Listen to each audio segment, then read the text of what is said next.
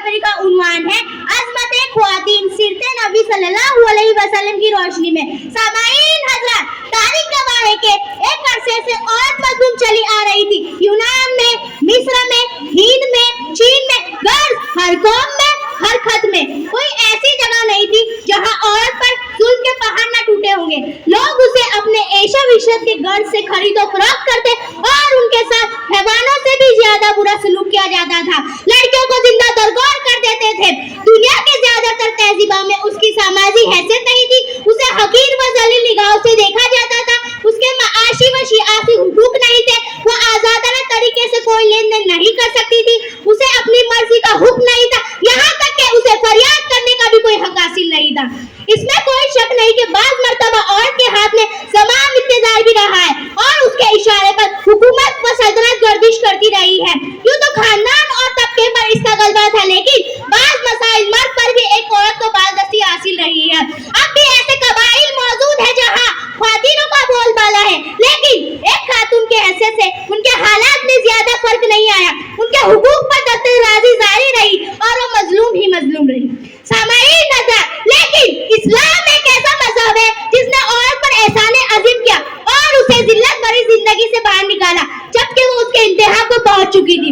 उनके वजूद को गवारा करने से भी इनकार किया जा रहा था। तो नबी करीम सल्लल्लाहु अलैहि वसल्लम रहमतुल लिल आलमीन बनकर तशरीफ लाए और आपने पूरी इंसानियत को इस आग की लपेट से बचाया और औरत को भी इस गड्ढे से निकाला और जिंदा दफन करने वाली औरत को बेपनाह हुकूक अता फरमाए और कामयाब अल्ली जिंदगी में ख्वातीनों की क्या अहमियत है उसकी जिम्मेदारियां सौंपी और औरत को समाज में अजीम व तरीन मर्तबा अता फरमाया। सामाईन हज़रात, अल्लाह ने औरत को सबसे पहले एजाज दिया, उसे बराबरी के साथ आदम अलैहिस्सलाम के साथ जन्नत में रखा। फिर हमने आदम से कहा तुम और तुम्हारी बीवी जन्नत में रहो। यहाँ अल्लाह ताला ने औरतों को बराबरी के हुकूक दिए।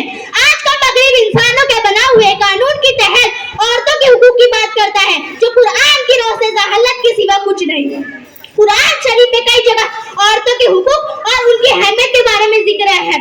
औरतों के लिए भी मारूफ तरीके पर वैसे ही हुकूक है जैसे मर्द के हुकूक उन पर है। सूरह बकरा की आयत नंबर 228 से ये साबित होता है कि रब करीम ने खुद कुरान शरीफ में शुरू ही से औरतों के हुकूक का हुक्म दे दिया हो जिसे दुनिया की कोई भी ताकत सलम नहीं कर सकती। ये औरतों के लिए बड़ा एजाज है। उनकी रब की तरफ से दूसरी जगह कुरान शरीफ में अल्लाह ताला ने फरमाया इसी तरह जिन औरतों को दिलाक दिए गए हैं ये इन्हें भी कुछ ना कुछ देकर रुखसत करे। यह हक है मुत्तकी लोगों पर गौर फरमाए। जब कोई किसी को फारिग करता है तो कौन किसको कुछ देता है। फिर भी अल्लाह ताला ने औरतों की इज्जत का ख्याल रखा और औरतों के हुकूक के बारे में मजीद फरमाया औरतों का भी उस माल में हिस्सा है जो माँ बाप और रिश्तेदारों ने छोड़ा हो।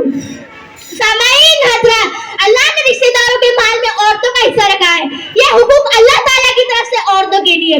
इसी तरह हदीस शरीफ में कई जगहों में रसूल अल्लाह सल्लल्लाहु अलैहि वसल्लम ने औरतों के हुकूक की बात की है।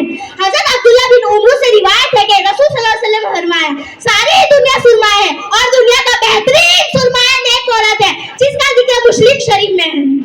सामाईन हज़रात, आखिर में इस शेर के साथ अपनी तकरीर को खत्म करना चाहती हूँ। मुश्किल थे रास्ते आसान हो गए, मुश्किल थे रास्ते आसान हो गए, दुश्मन ये देखकर हैरान हो गए, दुश्मन ये देखकर हैरान हो गए।